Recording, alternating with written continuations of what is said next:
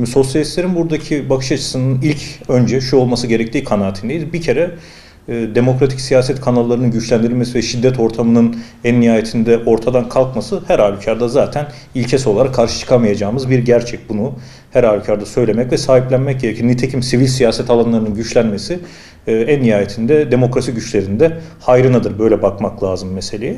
Meselenin ikinci boyutuysa adı üzerinde zaten her iki tarafın farklı yerlerden de olsa ifade ettiği gibi bir demokratikleşme başlığı, bir toplumsal barış meselesi demokratikleşme başlığı üzerinden değerlendiriliyor. Şimdi demokratikleşme dediğimiz şey en nihayetinde sivil siyasetin önünün açılması ve bu bağlamda da şiddet ortamının son bulmasına tekabül ediyor. Dolayısıyla aslında Kürt hareketi için bir paradigma değişikliği, Türkiye için de emek ve demokrasi güçleri bağlamında bir demokratikleşme mücadelesine yeni bir evreye geçildiğinin göstergesi anlamına geliyor.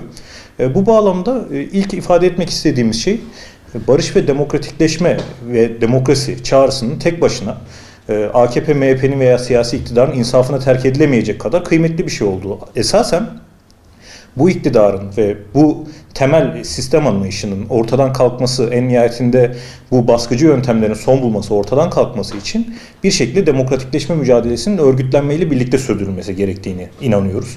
Bu bağlamda ne yapılmalı? Bu bağlamda her zaman sıkça kullandığımız bu barışın toplumsallaşması dediğimiz meseleyi çok açık bir şekilde toplumun katmanlarına barış ve demokrasi mücadelesi olarak götürmek gerekiyor. Haliyle burada yapılan görüşmelerin, tartışmaların ve demokratikleşme mücadelelerinin şeffaf bir şekilde ilerlemesi anlamına gelir. Bunun yol ve yöntemleri neler? Yani aslında İmralı'dan yapılan çağrıda da bu çok açık bir şekilde rahmetli Sırrı Süreyya Önder'in de son not olarak okuduğu kısımda vurguladığı gibi hukuki ve siyasi zeminin tanınması meselesinde düğümlendiğini düşünüyoruz. Bunun yolu da haliyle sivil siyasetten, demokratik siyaset alanlarından bahsediyorsak Türkiye Büyük Millet Meclisi olduğu görülüyor. Ama hani bunun toplumsal kesimlerle, bütün siyasi partilerle, kitle örgütleriyle, sendikalarla, STK'larla ortak bir şekilde örülmesi için birincisi kamusallaştırılması, ikincisi hukuki zeminde kurulması, üçüncüsü de siyasal zeminde katılma ve denetime açık olması gerekiyor. Ama hani şunu vurgulamak gerekiyor. Ortada bir barış ve demokratikleşme meselesine dair çeşitli adımlar atılacaksa bu örgütlenerek ve bu iktidarı örgütlü bir toplumla demokratikleşmeye iterek, zorlayarak, yani ona karşı bir direnç oluşturmak suretiyle gerçekleşecektir. Biz de bunun için sosyalistler olarak haliyle her zaman yaptığımız gibi demokrasi mücadelesini büyütmek için örgütlenmeliyiz. Ya şimdi bir komisyonun varlığından söz ettiğimiz zaman meclis düzeyinde haliyle ilk akla gelen şey yasal düzenlemeler olur.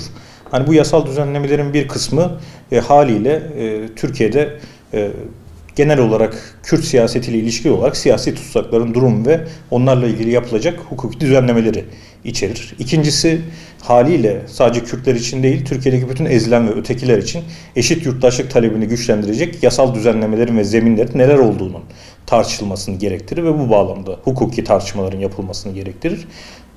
Bir üçüncüsü önüne alması gereken en aciliyetli gündem, zannediyorum ki bu hukuki meselelerin siyasal anlamda nasıl tartışılacağını, kimlerle tartışılacağını bir yasal güvenceye almak meselesinin önüne koyması gerekir.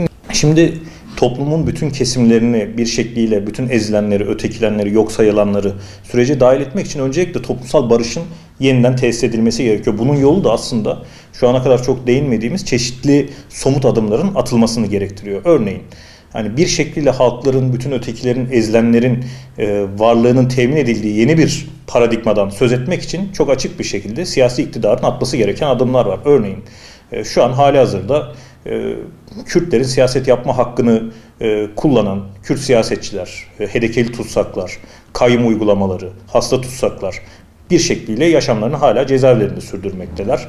İşte baskı süreçleri, operasyonlar, gözaltı ve tutuklama furyaları bir fiil devam ediyor. Şimdi bu bağlamda bu noktada somut adım atılmaksızın, yani bir şeyin zemini en nihayetinde düzlenmeksizin üzerine bir şey inşa etmek oldukça güç. Dolayısıyla öncelikle yapılması gereken şey yeni bir toplumsal anlayış ve barışın geliştirilmesi için atılması gereken somut adımlar.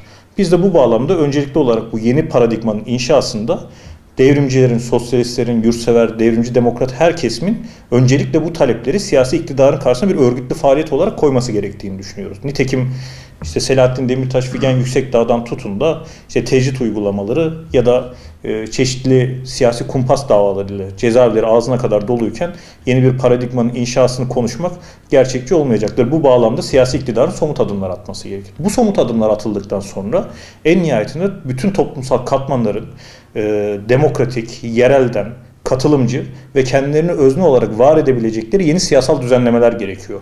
Bunların muhakkak bir kısmı anayasal bağlamda tartışılır, bir kısmı yasal düzenlemelere bağlıdır. Ama en nihayetinde bunun sadece bir anayasa değişikliği kapsamında veya bir referandum kapsamında sıkıştırılması doğru değil. Nihayetinde bir mentalite değişikliği, bir anlayış değişikliği, bir siyasi bakış değişikliği, siyasi iktidar tarafından sergilenmediği müddetçe kağıt üzerinde yapılacak değişikliklerin de tek başına herhangi bir önemi olmayacaktır. Dolayısıyla sosyalistlerin, devrimcilerin görevi aslında kağıt üzerinde yapılacak düzenlemelerden ziyade bir anlayışı değiştirmek için demokrasi mücadelesini örgütlemek, siyasi iktidarı ise bu değişiklikleri yapmaya, gerçekten yapmaya zorlayabilecek örgütlenme kanalları geliştirmek. Yeni paradigmanın eğer devrimciler, demokratlar, yurtseverler ciddi bir örgütlenme sergilenirse daha katılımcı, eşitlikçi, birbiriyle eşitlenen ve özgür bir gelecekte ortak paydada buluşmayı gaye edinen bir çözüm olması gerektiğini görüyoruz. Ama bunun için esasen bütün topu siyasi iktidarın insafına terk etmeyerek toplumsal sorumluluklarımızı üstlenip örgütlenmemiz gerekiyor. Dayanışma içerisinde olmamız gerekiyor. Hani bu sürece dair çeşitli toplumsal kaygılar olduğu açık. Bu toplumsal kaygıların kaynaklandığı yerde daha çok siyasi iktidarın aslında üzerine düşen somut adımları henüz tam anlamıyla görünür bir şekilde atmıyor oluşu. Hani bu bağlamda toplumsal tedirginlikleri gidermek için de AKP-MHP rejiminin yapması gereken şey barışın selameti ve çözümün selameti için acilen somut adımları atması, somut adımların atılması açısından da demokrasi güçlerine düşen daha fazla örgütlenmektir.